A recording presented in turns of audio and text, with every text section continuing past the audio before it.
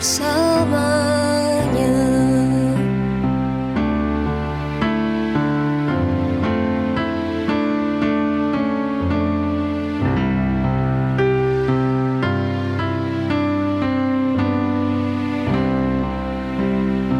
Yesus roti kehidupan,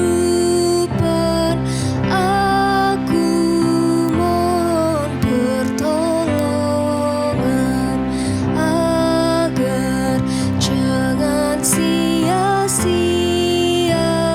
santapanmu ku terima, tapi makin ku hayati cinta kasih yang kau beri, hingga nanti ku dijamu oleh Dikau di sorgamu.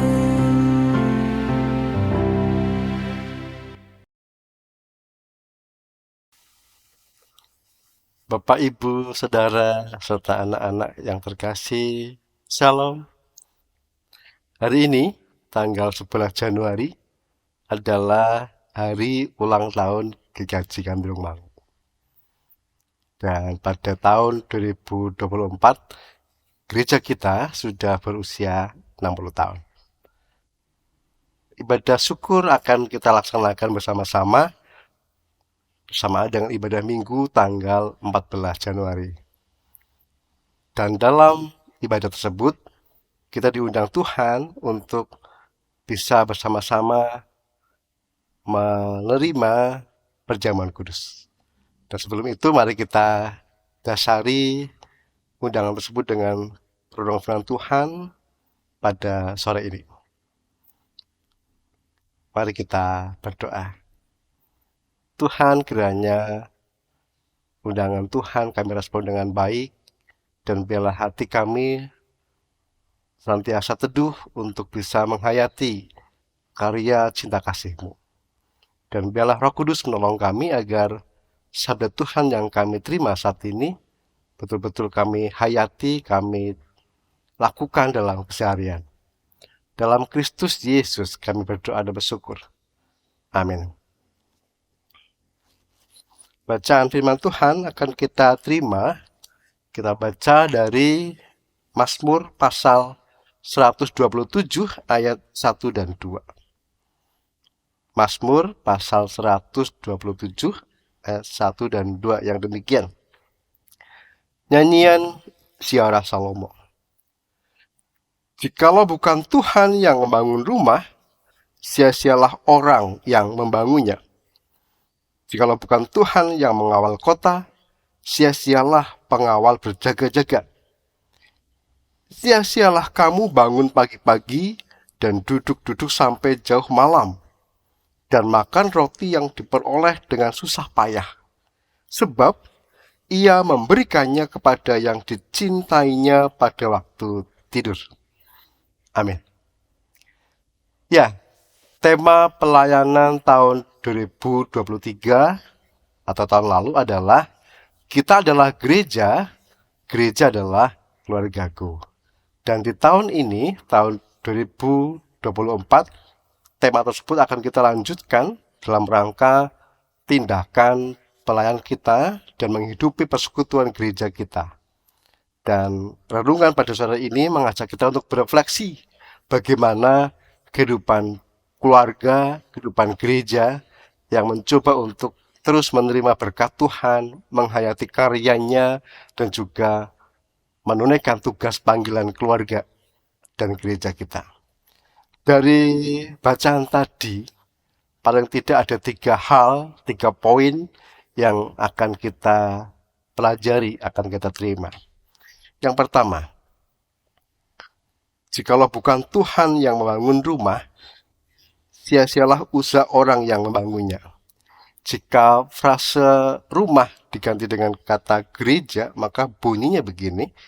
Jikalau bukan Tuhan yang membangun gereja, sia-sialah usaha orang membangunnya.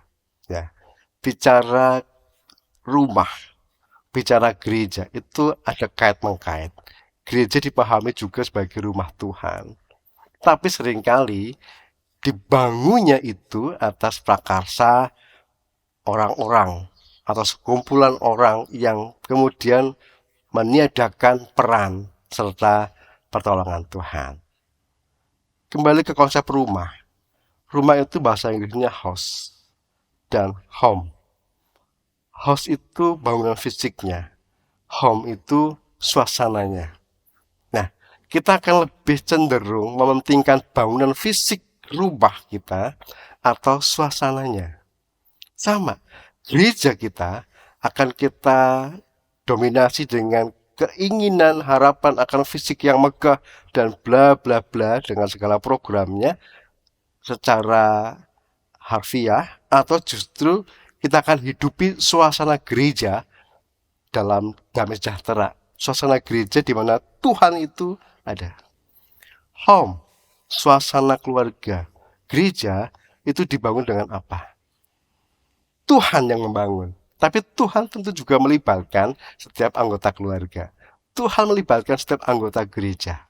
Setiap generasi di gereja itu punya peran untuk membangun suasana rumah yang harmonis, yang ceria, yang bahagia, yang tentram.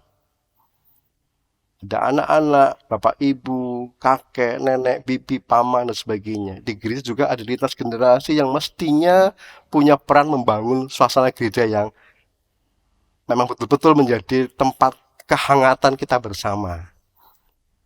Itu kita bisa rasakan, bisa alami ketika bangunan gereja kita, persekutuan gereja kita terus merindukan sapaan dan pertolongan dan pembangunan dari Tuhan. Itu poin yang pertama. Poin yang kedua, jikalau bukan Tuhan yang mengawal kota, sia-sialah pengawal berjaga-jaga. Kota pada zaman Israel tentu adalah sebuah tempat yang strategis di mana orang-orang hidup dengan banyak kenyamanan, dengan pelindungan, dan dengan berbagai hal yang diupayakan sebagai antisipasi supaya kota mereka itu tetap terjaga. Maka kebiasaannya adalah kota itu akan dikelilingi oleh tembok sebagai benteng mereka, supaya melindungi mereka dari serangan musuh dan sebagainya. Tetapi Tuhan berfirman, jika bukan Tuhan yang menjaga, itu sia-sia juga. Artinya apa? Gereja, bangunan gereja, persekutuan kita itu bukan dibangun berdasarkan antisipasi, pikiran, keinginan manusiawi kita semata. Tapi tentu di dalam setiap rancangan gereja itu melibatkan Tuhan. Tuhan terus menjaga kita. Artinya ada keterbukaan kita untuk dipelihara Tuhan. Dalam setiap pergumulan, kompleksitas program, dinamika yang ada, itu seringkali gereja justru sebagai persekutuan orang kudus itu menjauh dari rancangan Allah.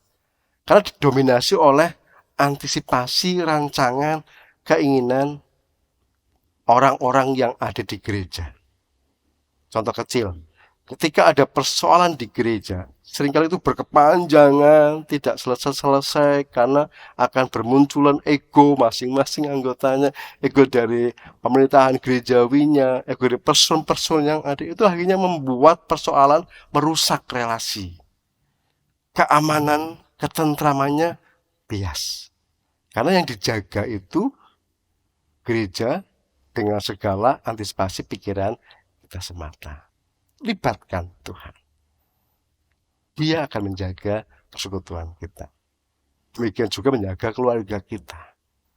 Yang ketiga, sia-sialah kamu bangun pagi-pagi dan duduk-duduk sampai jauh malam dan makan roti yang diperoleh dengan susah payah, sebab ia memberikannya kepada yang dicintainya pada waktu tidur.